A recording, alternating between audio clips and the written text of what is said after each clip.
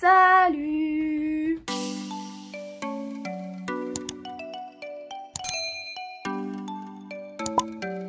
On se retrouve pour une vidéo très particulière. Je sais même pas si elle sortira un jour ou non. Pour tout vous expliquer, vous l'aurez vu dans le titre de la vidéo, mais je vais me faire une augmentation mammaire. C'est un projet mûrement réfléchi. J'y pense depuis au moins 6 ans. Ouais, au moins 6 ans. Et j'ai enfin sauté le pas. Bah du coup, je vais vous raconter un peu tout mon chemin. Tout ce qui s'est passé depuis ma prise de décision jusqu'à du coup l'opération et puis après l'opération. En espérant pouvoir vous donner des informations si jamais vous êtes intéressé par cette chirurgie-là. Et puis voilà, je sais pas trop par où commencer. Je suis un peu, comment dire, je suis un peu perturbée parce que c'est un truc hyper intime. Je ne sais pas comment ce sera pris parce que c'est très controversé en ce moment, j'ai l'impression, voilà, chirurgie esthétique, etc.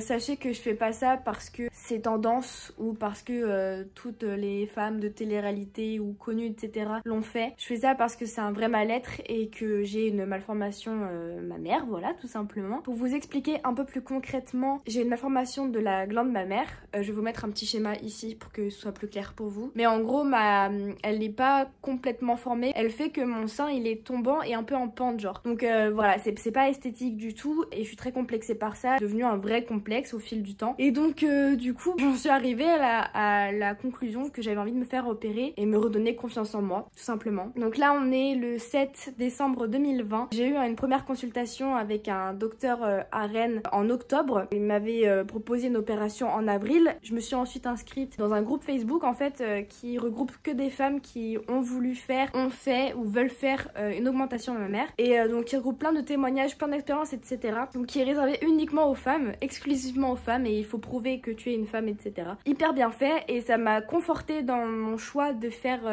cette opération-là. Je me suis pas mal renseignée et tout, et puis finalement j'ai pris un rendez-vous dans une clinique en Belgique, donc c'est la Wellness Clinic, par rapport à plusieurs retours hyper positifs que j'avais eu du coup sur ce fameux groupe Facebook. Donc j'ai eu un rendez-vous début octobre en fait, ça a été très rapide, et puis j'ai pu poser une date d'opération, donc qui sera le 15 décembre, donc là dans en gros une semaine j'aurai été opérée. Du coup Max il va m'accompagner parce que j'ai pas le droit d'aller à la clinique toute seule pour cette opération là puisque je ne pourrai pas conduire pour rentrer. Donc voilà, on va partir 2 jours en Belgique. Je sais pas trop quoi vous dire en fait, très honnêtement, parce que même moi là je sais pas, enfin je sais dans quoi je m'embarque. J'ai fait le truc qui s'appelle le Next Day Surgery, donc j'avais déjà pris une téléconférence comme je vous avais dit tout à l'heure, donc avec le chirurgien pour savoir à quoi il ressemblait déjà, parce que c'est quelque chose tu sais, genre si tu sens pas le physique d'une personne, c'est compliqué de lui faire confiance pour changer ton physique à toi quoi. J'avais pris rendez-vous avec lui en visioconférence, et puis il m'a beaucoup rassurée. C'est quelqu'un qui était timide, tu vois, donc ça m'a beaucoup plu entre guillemets que ce soit une personne timide. Il m'a dit que lui il privilégiait le naturel au j'aime pas dire ça mais fake, tu vois, enfin genre que ça se voit que tu as fait quelque chose à ton corps. Du coup c'est quelque chose que je recherche, le naturel, hein. Putain ma phrase elle était pas très cohérente. Vous avez compris ce que je voulais dire, je cherche du naturel. Et il m'a beaucoup rassurée, donc du coup ça m'a permis de prendre la décision de faire tout ce qui était nécessaire pour pouvoir me faire opérer assez rapidement. Donc du coup après j'ai rappelé la clinique pour qu'ils me posent un rendez-vous. Donc j'ai une première consultation le lundi 14 à 13 h pour qu'il me voit en vrai, parce qu'il m'a vu du coup que en visioconférence. Il m'a quand même vu topless pour juger du coup de mes seins, etc. Mais je vais quand même avoir une consultation du coup en réel, c'est nécessaire dans tous les cas, et moi ça va me rassurer encore plus pour pouvoir choisir du coup la taille de CC que je vais prendre, le profil et puis la marque, enfin bref, toutes les petits trucs qui feront que mes seins seront parfaits à la fin en tout cas, tu vois. Si vous connaissez pas trop l'augmentation de ma mère, pour vous expliquer assez rapidement, en gros les CC c'est la taille de la prothèse qu'il va mettre. Tout est possible, 200 à 500 CC c'est le même prix, et au-dessus de 500 c'est plus cher. Après t'as le truc du profil, donc profil bas, profil médium, profil haut, profil extra haut, et en gros ça va être le bombé de la prothèse en fonction du profil recherché, de la base des seins aussi, à ce que j'ai compris, hein. Franchement je connais pas tout non plus parce que je me suis beaucoup renseignée, mais j'ai pas vu mon chirurgien encore, donc il va tous les détails que je ne connais pas encore, il va tout me dire ça lundi. Et puis il y a aussi du coup la texture de la prothèse qui peut être micro-texturée ou lisse, il me semble que c'est ça. Si c'est en gel, en liquide salin. Je suis en train de faire le montage de la première partie de la vidéo. Je suis en tenue Noël. Là on est à J-3 avant de partir, donc je commence à stresser. Bref, juste une toute petite aparté pour dire qu'il y a aussi ce qu'on appelle la position de la prothèse. Donc en gros, si elle va être placée devant le muscle, derrière le muscle ou en dual plan, c'est-à-dire en 50-50. Donc voilà, je vais vous mettre un schéma, ce sera plus simple pendant que je parle. C'est juste une petite aparté parce qu'il y a aussi ça à prendre en compte et pour le post-op c'est très important parce que quand c'est placé devant le muscle, ça est censé être moins douloureux que derrière le muscle, puisque évidemment quand on place derrière le muscle, on décolle le muscle pour placer la prothèse derrière. C'est plus douloureux que de mettre devant, tu vois. Et donc voilà, tout ça va jouer sur la forme des seins et puis la texture des seins, etc. Donc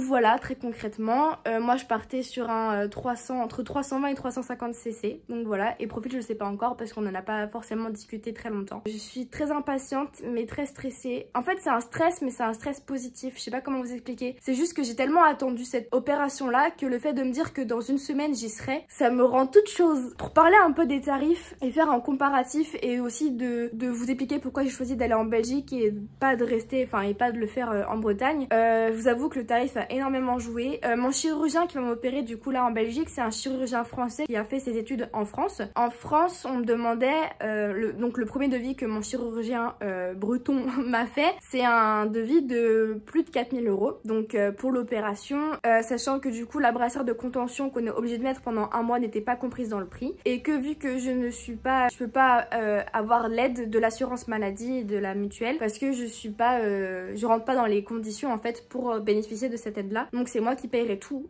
en entier tu vois. Et en Belgique du coup je paye 2700 et quelques euros, je sais même plus exactement, je vais vous mettre le prix exact ici puisque je sais c'est 2700 quelque chose. Ce qui m'inquiétait aussi c'était le suivi de la clinique et de mon chirurgien puisque Belgique, Bretagne c'est compliqué tu vois. Je sais que je vais avoir le numéro de téléphone de mon chirurgien que je pourrais contacter 24/24. Donc 2700 versus 4000 €, je vous assure que mon choix a été rapidement fait, surtout pour une qualité identique. Donc voilà, je me suis dit que c'était plus intéressant pour moi d'aller là-bas, même si du coup je dois reprendre un hôtel pendant 2 nuits et puis faire le voyage en voiture parce que les trains c'est un enfer en ce moment du coup avec le Covid. Même si je dois payer l'essence etc, ça me reviendra dans tous les cas beaucoup moins cher que si je devais faire ça en Bretagne. Et puis les délais d'attente mine de rien sont quand même beaucoup moins longs aussi parce que moi mon chirurgien première date qu'il me proposait en Bretagne c'était en avril, début avril, et moi là j'ai eu mon rendez-vous sous 10 jours quoi. J'ai appelé plusieurs fois la clinique parce que j'ai eu des problèmes pour payer la compte et tout ça et ils ont toujours été très réactifs, très gentils, vraiment ils m'ont donné toutes les informations que je recherchais au moment où je les recherchais. Ça a été très réactif, vraiment j'ai été impressionnée et ça contribue aussi à me rassurer sur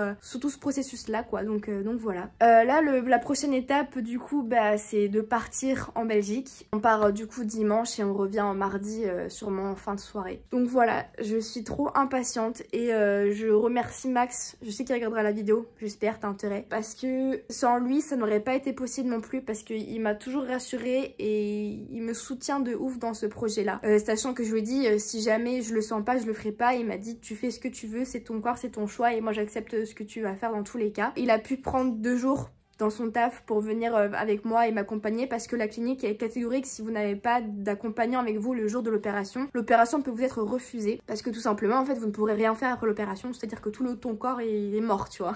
Donc je le remercierai jamais assez pour tout ce temps qu'il m'apporte et voilà, écoutez, on se retrouve prochainement.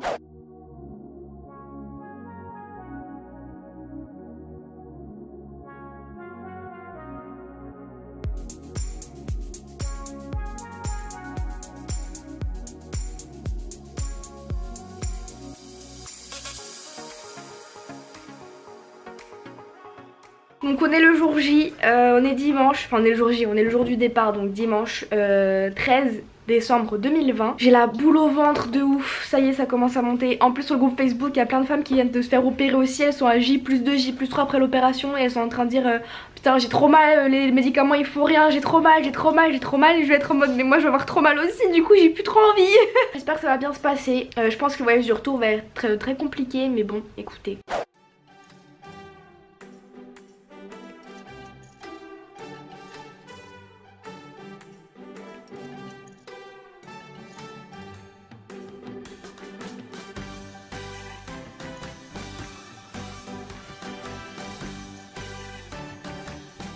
Je vais me faire pipi dessus. Oui, mon sauveur. Bon, du coup, petit room tour de la chambre de l'hôtel 4 étoiles parce que nous avons été surclassés. Alors, monsieur, faites-nous la visite. Attends, d'abord, non mais attendez, les chiottes, wesh. Les chiottes, elles sont trop stylées. On en parle ou pas de cette salle de bain, quoi. Enfin, de cette salle d'eau, la douche. Avec un jet, mon pote, il va faire, il fait ma taille en largeur, genre.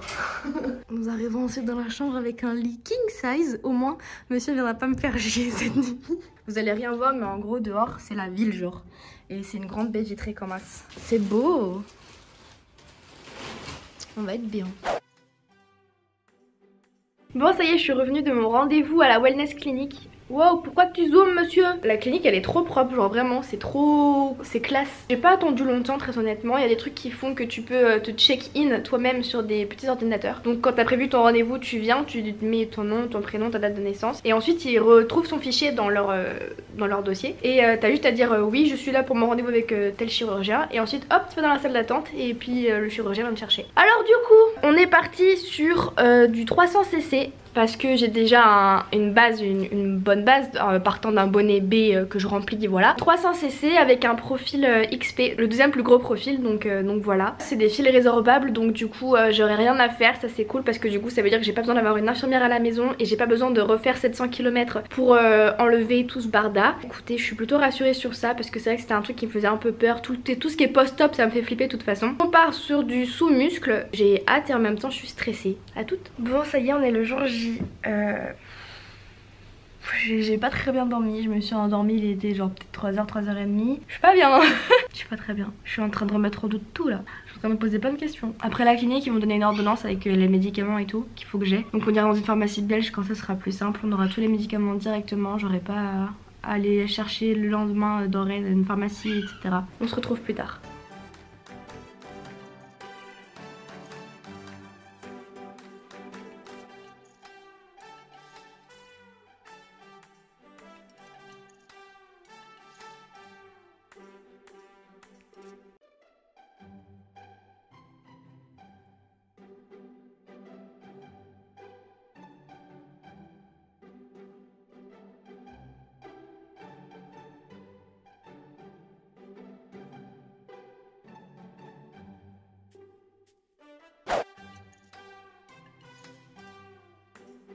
Salut, on se retrouve, on est le 17 je crois décembre. Donc là on est J+2 après l'opération. J'ai déjà fait une crise d'angoisse hier parce que j'étais en train de regretter et tout. Les douleurs les gars c'est... Je m'attendais pas à ça en fait, genre là je suis au bout de ma vie. Ça va quand même mieux qu'hier, mais mon dos trinque beaucoup parce que du coup il compense. Je peux pas dormir sur le côté, du coup je suis obligée de dormir sur le dos mais pas à plat sur le dos parce que sinon ça me défonce au réveil quand je dois m'asseoir. Du coup je dors en position semi-assise, c'est très compliqué. J'ai l'impression d'avoir des pierres à la place des seins, c'est... Je suis fatiguée, je dors pas très bien, je dors très peu, Max aussi du coup parce que dès qu'il faut que j'aille aux toilettes, il faut qu'il m'aide à m'asseoir, enfin à me relever quoi tout simplement parce que je peux pas encore le faire toute seule. J'ai fait une réaction au dafalgan codéiné qui m'a donné la nausée et du coup j'ai vomi toute la nuit. Donc voilà, je suis passée au Doliprane. Je suis en train de regretter. Du coup, ça va pas fort. Mentalement et physiquement, c'est compliqué. Je me demande si j'ai fait le bon choix. J'arrive même plus à parler, je vous avoue. Je vais essayer de vous montrer vite fait. J'ai un bandage, en gros. Vous allez pas voir grand chose parce que je suis un peu couverte. Qui fait tout le tour de mon torse, quoi. Et qui est très serré pour permettre aux prothèses de bien se placer. Mais du coup, qui m'empêche de respirer à fond. Ça aussi, c'est fatigant. Bah sinon, pour le côté de l'opération, on est arrivé à la clinique à 9h. Je suis passée à 10h30 dans la salle de chirurgie, je sais plus comment on dit, la salle d'opération. À 12h50 j'étais en salle de réveil et puis à 15h j'étais sortie, 15h, 15h30 je sais plus exactement. Je suis sortie pour retrouver Max et pour qu'on fasse la route. Route qui a été très longue puisqu'on avait 7h30 pour rentrer. Max a été incroyable, il a fait toute la route et là ça fait 2 jours il s'occupe de moi. Heureusement qu'il est là.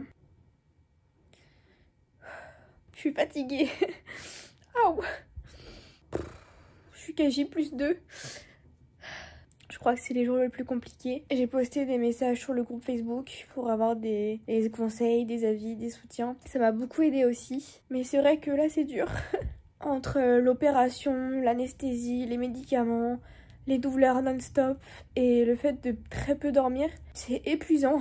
Mais bon, c'est la vraie vie et je le vis pas très bien. Et je sais qu'il y a beaucoup d'autres femmes qui ont aussi vécu une sorte de petite dépression post-opération, que c'est normal entre guillemets. Donc voilà, j'espère juste aller vite mieux parce qu'en plus je sais pas à quoi mes seins ressemblent encore vu que j'ai le bandage que je dois du coup garder 14 jours. Dans 14 jours je pourrais l'enlever et prendre une vraie douche, donc j'ai hâte. Et après du coup j'aurai la brassière de sport à mettre pendant 6 semaines et pendant 6 semaines. Je commence enfin à manger un petit peu parce que du coup avec le Dafalgan codéiné là j'étais malade en fait, je tenais rien dans mon ventre, j'arrivais pas à manger de base. J'avais réussi à manger quelques chips parce que c'était le seul truc qui me donnait pas envie de vomir, mais dans la nuit j'ai tout rejeté et après j'avais tellement plus rien à vomir que je vomissais de la bile un peu jaune, enfin dégueu tu vois, donc vraiment pas ouf. Et là je recommence à avoir faim. J'ai regardé des vidéos, les vidéos de Benjamin Verrecka quand il fait de la cuisine et ça m'a donné hyper faim, donc du coup voilà. Le seul problème c'est que je peux pas faire à manger moi-même parce que j'ai aucune force. Vu qu'on m'a coupé le muscle, enfin les 2 muscles du coup, je peux rien faire, même tirer la chasse c'est compliqué. Du coup je suis obligée d'attendre Max qui est parti au travail, qui rentre que dans 2 heures. J'espère que ça ira vite mieux, que ça s'arrangera. Au moins au niveau mental. Au niveau physique, en vrai, je peux supporter. C'est chiant parce que j'ai hyper mal au dos. Mais en vrai, ça va, je peux encore le gérer. Mais c'est vraiment toute la partie mentale qui est compliquée à gérer, quoi. Donc voilà, je reviendrai quand je le sentirai, puisque j'ai pas envie de filmer tous les jours non plus. Et voilà, on se voit bientôt. Bon, on est le 2 janvier 2021. Donc ça y est, on a passé la nouvelle année. Il y a un bruit là, non ? Tant pis. Je suis désolée pour le bruit autour, ça va être la lampe, la ring light qui fait du bruit. J'ai enfin pu prendre une vraie douche aujourd'hui en entier et ça fait trop plaisir. Donc je reviens parce que j'ai enfin enlevé mes pansements, le bandage compressif et donc maintenant j'ai une brassière. Donc du coup je me sens beaucoup mieux. Les cicatrices sont absolument magnifiques, elles sont hyper clean, j'ai pas de problème particulier avec. Ça guérit très bien, j'ai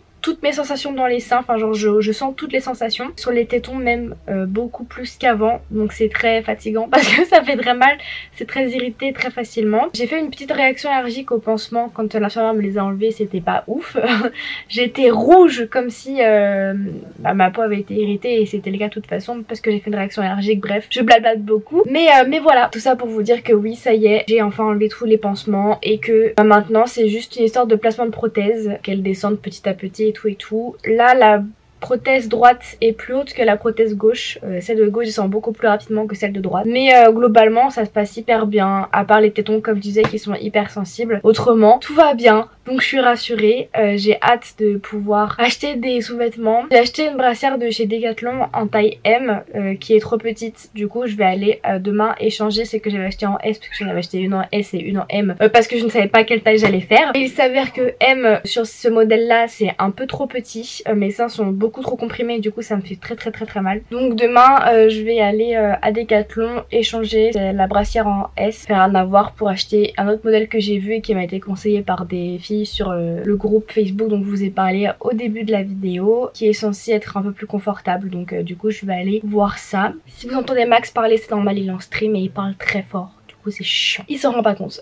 Bref, aujourd'hui je regrette absolument pas d'être passée par toutes ces étapes là, même si c'est très compliqué et tout. Je suis qu'à J+18 actuellement, mais je vois déjà tellement une grande différence dans ma manière d'être avec moi-même et tout. Enfin je sais pas comment vous expliquer, c'est trop compliqué, tellement propre à chacun en plus. Mais ouais, je me sens beaucoup mieux comme ça, même si les prothèses sont même pas encore placées à 100%. Et malgré les petits inconforts et tout, et malgré les premiers jours qui ont été vraiment très compliqués à gérer, je suis vraiment fière de moi d'avoir été au bout de ce projet là et je suis contente d'être arrivée là où je suis aujourd'hui, même si c'est juste des seins. Putain, cette vidéo va être tournée que sur les seins, mais je suis tellement ouais fière de moi parce que c'est quand même une grosse opération et tout. Enfin, je suis juste contente d'avoir fait ça parce que je me sens beaucoup mieux dans ma peau, beaucoup mieux dans mon corps et ça n'a pas de prix vraiment.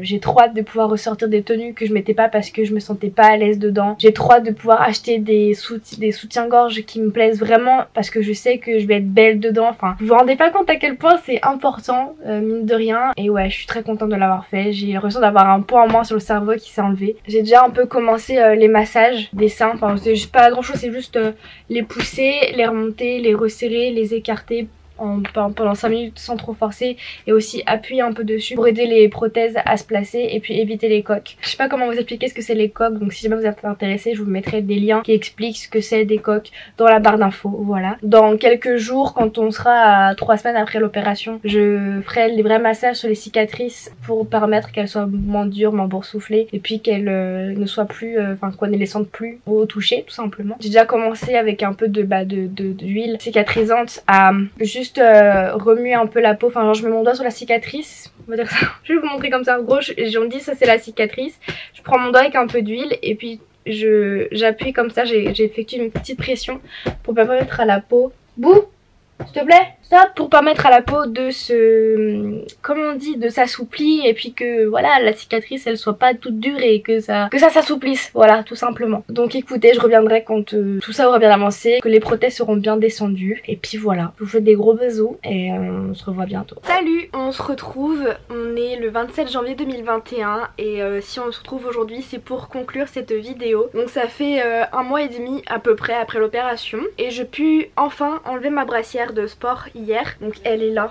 Je lui dis adieu pour la journée en tout cas. Pour la nuit je la garde encore avec le contenseur qui est ici. J'ai plein de choses à vous dire pour finir cette vidéo aussi. Déjà pour commencer, mes cicatrices sont hyper belles à 1 mois et demi, je suis hyper contente. Je vous mettrai des photos un peu de l'évolution de mes cicatrices au fur et à mesure des semaines, mais pour l'instant je suis hyper contente du résultat tout simplement. J'ai utilisé la Cicaplast de chez La Roche-Posay. Comme j'ai dit dans le début de la vidéo, je pars d'un bonnet B et là j'arrive maintenant à un D. J'ai fait les magasins hier vu que c'est les soldes pour trouver des soutifs vraiment pas chers le temps que mes seins prennent leur forme finale, mais pour m'éviter de mettre la brassière de sport qui est quand même sacrément visible et tout, enfin pour pouvoir m'habiller comme je le souhaite parce que c'est quand même le but de cette opération finalement. Là j'en ai un, mais je vais pas vous le montrer parce que j'ai pas envie de me montrer comme ça sur les réseaux, sur internet. Là j'ai un soutien-gorge triangle du coup sans armature. Je l'ai pris en 95C et je sens qu'il est encore, enfin qu'il est trop petit. Donc là ça fait le taf parce que j'ai pas besoin d'un soutien immense vu que je ne sors pas et tout ça. Mais je sais que quand je vais devoir acheter des sous-vêtements adaptés, il faudra que je prenne un D parce que j'ai pris un autre bonnet avec des armatures. J'ai demandé à mon chirurgien si c'était possible. Pareil ici je vous mets un screen de la conversation. Donc j'en ai pris un avec un peu en forme de balconnet et lui il est parfait, donc je l'ai pris en 95D. Donc je pense que D c'est ma taille à peu près définitive. Je pense que ça va encore évoluer mais je pense que ça va être quand même un D que je vais faire. Si on reprend un peu le fil de la timeline la première voire même la deuxième, en tout cas le début de la deuxième semaine, j'avais comme une sensation de brûlure sur les seins et surtout sur les tétons. Comme je l'ai dit, j'avais une hypersensibilité au niveau des tétons qui était incroyable. J'avais les seins lourds comme si c'était des pierres, genre des rochers, mais tout ça ce sont des choses totalement normales, donc je me suis pas inquiétée outre mesure et c'est passé au bout de 2 semaines. Je vous dis, j'avais plus vraiment ces sensations de seins lourds, même s'ils étaient très durs au toucher, j'avais plus l'impression qu'ils étaient des rochers quoi. J'avais l'impression d'avoir un bleu entre les seins au niveau du sternum. Si vous voulez voir habillé ce que ça rend un peu. Voilà, là j'ai mon stiff sans push-up ni rien. Bref, c'est totalement hors sujet, j'ai dit je voulais pas montrer mais avec un t-shirt ça passe en vrai. Donc oui, j'avais comme une sensation d'hématome en fait au niveau du sternum qui est rapidement passé aussi, mais je tenais à vous le dire. Je sais qu'il y a aussi des femmes qui ont eu des hématomes sur les côtés des côtes. Sur les côtés des côtes, vous m'avez comprise. Mais pareil, c'est quelque chose qui est passé et il faut savoir que moi j'ai pas eu de drain. Donc voilà, mais tout s'est très bien passé et j'ai vu que la plupart des chirurgiens ne mettaient plus de drain. Donc si vous n'en avez pas, ne vous inquiétez pas et au pire posez des questions à votre chirurgien qui pourra vous répondre bien mieux que moi je ne le fais ici. Il faut aussi savoir que vous allez peut-être avoir le ventre gonflé à cause de l'anesthésie. Moi c'est ce qui s'est passé pendant 15 jours voire 3 semaines, j'avais le ventre hyper gonflé comme si j'étais enceinte, chose qui ne me plaisait pas outre mesure, mais ça va se réduire petit à petit, ne vous inquiétez pas. J'ai retrouvé mon ventre à peu près d'avant parce que vu que je faisais que de manger sans faire de sport, j'ai pris un peu de poids et il faut pas oublier qu'il y a le poids des prothèses qui se rajoute aussi, donc du coup moi j'ai je crois environ 400 grammes en plus dans chaque sein, donc ce n'est pas négligeable non plus. En ce qui concerne l'aspect de la prothèse, ma prothèse gauche s'est hyper bien placée, très rapidement elle est très bien descendue. En ce qui concerne la prothèse droite c'était un peu plus compliqué, ce qui est normal puisque je suis droitière, donc c'est le muscle droit que j'utilise le plus, et donc quand on met la prothèse derrière le muscle,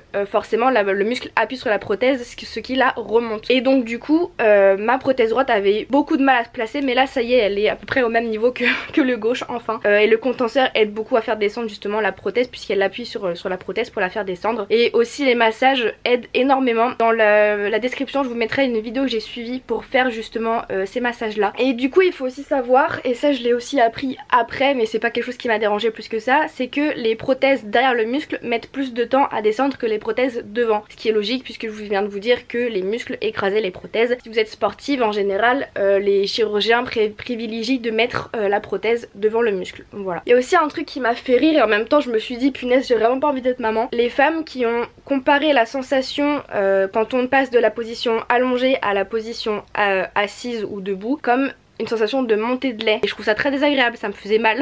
La première vraie joie que j'ai eu, parce qu'il faut qu'on parle un peu des joies aussi, parce que je vous ai montré moi en train de chialer quand même dans cette vidéo. La première vraie joie que j'ai eue, c'est quand en sortant de la douche, ma serviette, après l'avoir nouée autour de mes seins, est restée et n'est pas tombée. Je suis restée sur le cul et j'étais trop contente parce que moi, avec ma forme de sein, et les femmes qui n'ont pas de sein aussi, vous allez me comprendre je pense, la serviette elle ne restait pas nouée, elle tombait en fait parce qu'il n'y avait rien sur lequel se reposer. Et là maintenant il y a quelque chose et c'était ma première vraie joie de voir que putain ça y est, je vais pouvoir sortir de la douche et mettre ma serviette et rester avec la serviette sans qu'elle se casse la gueule, tu vois. Donc ça c'était vraiment trop bien. Pour revenir rapidement au massage, j'ai commencé à partir de la 3e semaine, mais tout dépend vraiment de vous, comment vous sentez les choses et si vos chirurgiens vous donnent l'aval ou non. Mais moi j'ai commencé au bout de 3 semaines à faire vraiment très gentiment, hein. J'ai pas pressé le truc et tout, j'y suis vraiment allée très gentiment pour commencer à assouplir un peu mes seins, la loge et la prothèse. Si vous avez mal, faut pas forcer et surtout faut pas hésiter à demander à votre chirurgien parce que c'est lui le meilleur conseiller en fait. Donc voilà. Pour dormir, parce que je sais que c'est une question qui revenait aussi beaucoup sur les groupes Facebook, j'ai dormi pendant 2 semaines sur le dos. C'était très compliqué hein. Comme je vous l'ai dit, moi dormir sur le dos c'est... Je déteste ça, je suis pas à l'aise du tout. J'ai pu dormir sur le côté au bout de la fin de 2e semaine, début de 3e semaine. Donc sur le côté gauche en premier parce que le côté droit était encore trop remonté et trop dur. Donc je dormais que sur le côté gauche et ensuite côté droit quand il s'est assoupli j'ai pu dormir dessus. Je dors pas encore sur le ventre par contre parce que je me sens pas encore assez à l'aise et je sens que ça va me faire mal. Donc je ne tente pas pour l'instant, je vais pas prendre de risques. Mais oui, je dors quand même sur les 2 côtés maintenant sans problème et je n'ai plus aucune douleur. J'utilisais un polochon comme ça et je le coinçais entre mes jambes et juste entre mes seins comme si je le prenais en doudou quoi, et ça m'a beaucoup aidé parce que du coup j'avais un soutien et mon sein ne tombait pas dans le vide. Je sais pas comment vous expliquer mais voilà. Si j'ai quelques conseils à vous donner très honnêtement, si vous le pouvez, ayez quelqu'un avec vous pour au moins la première semaine après l'opération, voire la 2e si vous êtes opéré sous le muscle. Moi sans Max j'aurais pas pu faire grand chose, j'ai mis beaucoup de temps à récupérer et à pouvoir faire des gestes de la vie quotidienne. Après tout dépend de chacune, tout le monde ne va pas guérir de la même manière, tout le monde ne va pas vivre le post-op comme les autres, enfin comme tout le monde. Oh, je ne sais plus parler mais vous avez compris ce que je voulais dire. Je sais que par exemple moi tirer la chasse j'arrivais pas les 3 premiers jours après l'opération, c'était très compliqué. Pour lever les bras c'était un enfer. Pour conduire il faut compter 1 semaine à peu près, voire plus pour certaines, voire moins pour d'autres encore une fois. Mais si vous pouvez avoir quelqu'un ne serait-ce que pour le soutien mental et moral que ça représente, c'est hyper important parce que vraiment la première semaine j'en ai bavé et sans Max je pense que j'en aurais encore plus bavé que ce que j'en ai réellement bavé. Ça fait beaucoup de mots bavé. En ce qui concerne les chirurgies à l'étranger, ne faites pas comme moi et prenez un hôtel ou restez dormir à la clinique 1 voire 2 jours après l'opération. Parce que moi du coup en fait vu que Max travaillait le mercredi 16 décembre, on a dû rentrer le mardi 15 décembre, c'est-à-dire juste après mon opération et faire 7h30 de route. Ce que je ne conseille absolument pas. On a douillé tous les deux très clairement, et si j'avais pu dormir une nuit de plus en Belgique avant de reprendre la voiture, ça m'aurait sûrement grandement facilité la première nuit après l'opération. Et du coup le dernier conseil que je pourrais vous donner, je fais que de parler de ça mais c'est les groupes Facebook. Vraiment moi ça a été et c'est toujours une source de réconfort et de soutien et de conseils infinis, et si vous trouvez le bon groupe ça peut et ça va c'est sûr vous aider en fait à prendre votre décision et à suivre toute votre opération et tous les post-opérations etc. Moi c'est quelque chose que je ne regrette absolument pas d'avoir fait et voilà, je suis contente d'avoir fait cette opération là, même si ça a été comme vous l'avez vu très compliqué au début. Au final c'est que du bonheur, donc voilà, je suis passée d'un bonnet B à un bonnet D, ça reste très naturel et je suis contente en fait parce que c'était quelque chose que je rêvais de faire et que j'ai réussi à faire et que je suis contente d'avoir fait. Je vais arrêter cette vidéo ici parce que vraiment je fais que de parler, je pense que ça va être très chiant, mais j'avais beaucoup de choses à vous dire parce qu'il y a beaucoup de choses à savoir et encore je pense que j'ai même pas dit un quart de ce qu'il faut vraiment savoir. Mais du coup n'hésitez pas à me poser des questions dans les commentaires, j'y répondrai avec plaisir. Et puis moi je vous fais des gros bisous, j'espère que cette vidéo un peu particulière vous aura plu. Je sais pas comment elle va être reçue, mais je sais qu'elle va quand même pouvoir aider un bon nombre de personnes et c'est ce qui me pousse à la sortir, même si j'ai un peu peur des répercussions. Je vous fais des gros bisous et on se retrouve dans une prochaine vidéo. Tchuss. J'avais dit que je voulais pas montrer mes seins sur YouTube. Je ne vais pas montrer mes seins en maillot de bain sur YouTube, mais je viens de recevoir ma brassière Calvin Klein. Je viens de recevoir ma brassière Calvin Klein. Je l'ai prise en taille M, sachant qu'avant je prenais une taille S. Taille M c'est bien, voire peut-être un chouïa trop petit, je sais pas, vous allez me dire ce que vous en pensez. Du coup comme c'est une brassière de sport, je me dis je peux peut-être vous montrer. Putain, c'est le bonus de la vidéo, ok? Voilà ce que ça rend. Mais je pense que c'est un chouïa trop petit. J'aurais peut-être dû prendre une taille un peu plus grande. Voilà, je suis refaite. Voilà, c'était le bonus de la vidéo. Je pensais pas mettre ça sur internet. En vrai, je suis trop contente parce que c'est exactement ce que je voulais. Et encore là, elles sont pas encore totalement placées. Donc voilà, je vais arrêter de parler. En plus, l'autre rigole encore. Donc voilà, je vous fais des bisous et je vous redis encore une fois tchuss.